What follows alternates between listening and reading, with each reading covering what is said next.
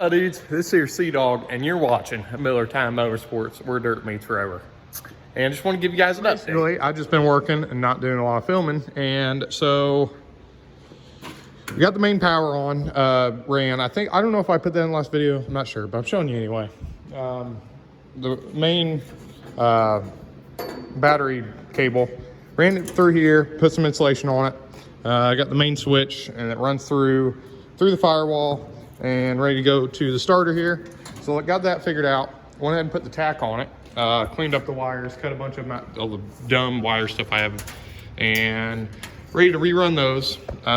Let's see, went ahead and put the fuel cell in, guys. Check that sucker out. She's in. It's starting to look more and more like a race car, and it's making me happy because we're getting close and it's go time. And went ahead and wired up the dash. That's a big one. Wired everything up except all I gotta do is, I wired as much as I could outside of the car. I just now put the dash back in it, and now I just have to run the wires where I need to from underneath, which sucks crawling down here, but it's gotta be done. As you can see, got all that figured out. I tried to make it as simple as possible, get rid of all the unnecessary wires and dumb connections, but hopefully everything works out there. I am gonna have this out one more time because I think today I'm supposed to get a collapsible steering column. I couldn't decide how I was going to do it because the way it's set up now, it's like impossible to get the collapsible one in here without having to remount everything. Like, it's just the size. So this, okay, from here to the steering wheel, I believe is 20 inches. And the shortest collapsible steering column I get is 21 inches collapsed. And I think it's 31 not collapsed. So what I'm hoping is, I'm just gonna replace this piece right here. That would make it the absolute most simple way of doing it. And just putting a joint in it, running it back, and bring my seat back because my seat's pretty far forward as of right now. So I'm gonna bring it as far back as I can, and then bring the steering wheel up. And I really wanna be sitting farther back in the car anyway. You can just feel the wheel spin, and you just get a better feel for the car. And so yeah, and I'm not really worried about, before it had some extensions on the pedals, but I'm not worried about that because I got really long legs, so hopefully that'll work out. And I'm just gotta get the seat in here and see everything. I'm sure if you guys are interested in this kind of thing, but if you've been following my channel for a long time, you've seen this truck before, and it looks a lot different in case you might notice. This thing used to be sitting on stock height and just a grandpa truck. Now, I mean, it's freaking sweet. This is my old man's truck. He's actually, right now, he's on the way to go get his new drive shafts. Had to make new drive shafts with the lift kit because it threw everything way off, but she is just about ready to go. I cannot even believe how this turned out. If you guys want to see more about stuff like that, let me know, because we do a lot of mud truck stuff. So let me know if you guys are interested in that kind of thing. I just wanted to, I want to start being more informed. Like, my page is like, people that actually race watch my videos and they're like, whatever. But like, I realize that a lot of my viewers are people that don't actually race or want to get into racing and stuff like that. So I want to start explaining more of how things work, like just the basic stuff that like every racer just knows, really. The people that already race, they already know this stuff. So I just want to kind of start explaining stuff more. I know old SWE Racing, I've been catching up on some of his videos, and he does a good job of explaining things, that just the basic stuff that some people just might not know. So I want to start doing that more. So the collapsible steering column, why I'm doing that. On every modern vehicle, they already have them pretty much. It's like, it's against the law not to have them. So what it is it's for wrecks is what it is. So say this steering column is just, there's nothing that can break in here. It's just straight to the steering wheel. I mean, you can see in a race car, it's just steering column. So what would happen, say I run 70 mile an hour straight into a wall right here, it's gonna bend this up, it's gonna push the steering box gear, whatever it's called, and it's gonna push everything that way, and nothing's going to break. It's just gonna push everything that way. And if that gets pushed, I'm stationary right here in my seat with attached to everything so I don't fly out, you know. This is going to be coming straight forward, and if, like, just viewer discretion advised, but you guys need to look up some pictures. There is some terrible things that's happened with that. I mean, the steering wheel will literally like decapitate you. I mean, I've seen seats that are just like sheared off because this got pushed, and you know who was in between there. So that's something that I'm definitely going to do, because it just takes that one freak accident that will kill you, or just screw you up for the rest of your life. And when I'm racing, I don't want to be thinking at all about anything safety. It's why I'm getting everything as safe as I can so I can focus on going fast, and safety should never cross your mind while you're racing. So that's why I'm doing that. What's next? You probably won't see a whole lot of work on this car because it's just stuff that's just not worth filming hardly. And so I'm just going to explain what I'm going to do. I finally got new locks. If you guys seen, I was putting in what was I doing back there? I had the hubs off for some reason. Oh yeah, I was putting rotors on it. But anyway, I was doing that, and I realized there were some missing parts and stuff that just wasn't right. So I got some new locks, retainers, and nuts. So I'm gonna put those on. I'm not gonna show you guys that. I've already shown you like 2 videos of taking that apart. And so I'm gonna get that together. Finally got what I need on that. Probably put it in the lift and do that tonight. Finally get that set in stone, and everything should work there.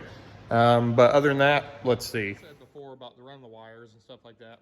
So just a quick rundown of everything you need. Honestly, it's like race cars are crazy simple. I mean, it's just literally the bare minimums plus gauges. Like all you need to run is literally just the starter and the ignition. That's on the small block. That's literally all you need. But so what we got going, coming off the ignition switch. If you guys didn't notice, I bought a new one. I put it in there, and then I had to rewire it and stuff. And I was like, wait a minute. The one thing that I already had that was good was this. And I was like, well, this one's already wired and everything. I'm just gonna use the old one. So my new one, wasted money on that. Probably just have to put in a mud truck or something. So so all you got coming off of here is so the starter I run with, you should be able to hit, the starter goes straight to battery. So you turn your main power on, which lets the power go through of the battery, and then that instantly gives power to this starter button. So I should be able to crank it, and it sends the ignition feed, whatever, and it cranks it. But it won't start until you switch this on.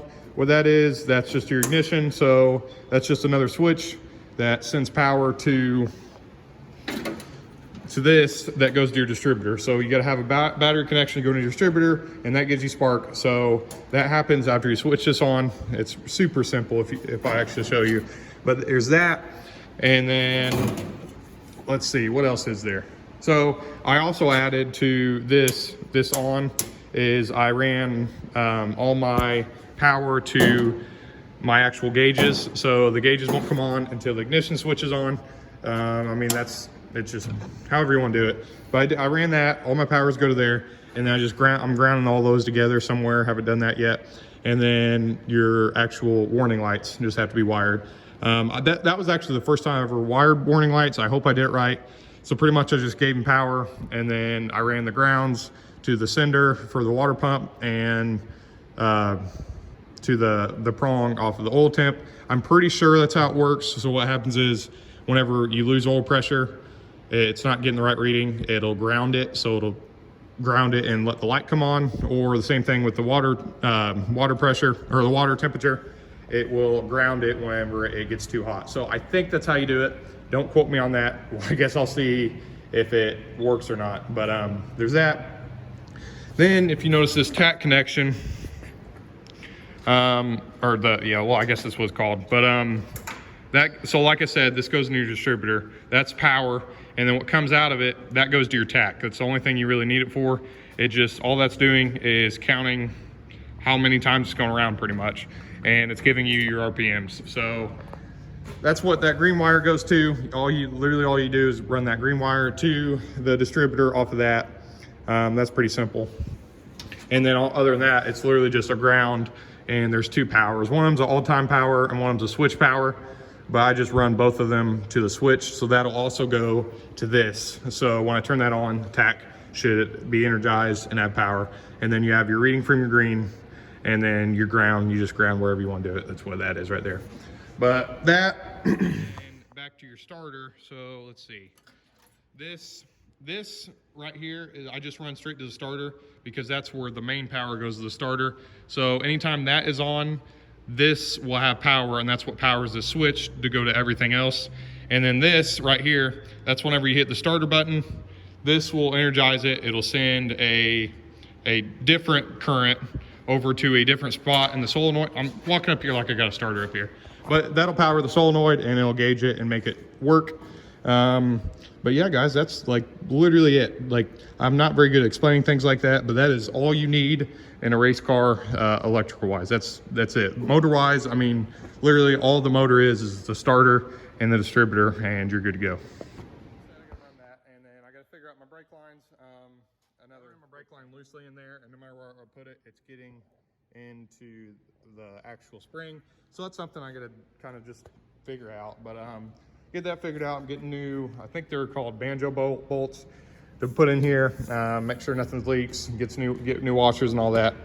And but yeah, I'm pretty much just going to run that, and that's going to be about it for at least a couple days, I'd say. Guys, I just want to give you an update because I know I'm going to be working on it and you're not going to see a video.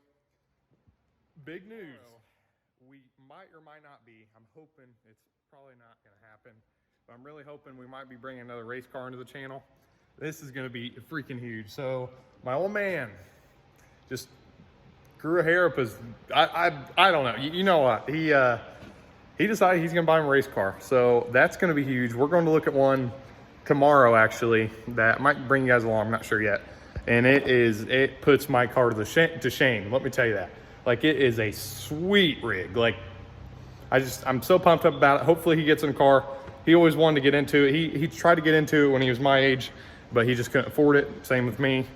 And he started having, he had me is what happened, and started making a family. So he never got into it, but he's always loved it. And since I got into it, he's wanting to do it again. So hopefully we're gonna get him in a car, and that is going to be sweet. So look forward to that, guys. See more on Old Time Miller Time, and or Old Man Miller Time, I don't know, whatever it is. But he's the one that owns that truck, and he even mentioned, he's like, well, we should make a YouTube video on it. I was like, what? I was like, you know, you gotta talk in it. He's like, oh no. But anyway, look forward to that. I'm still in work right now. I'm just waiting on parts. So I was like, well, I'm gonna make a quick update video.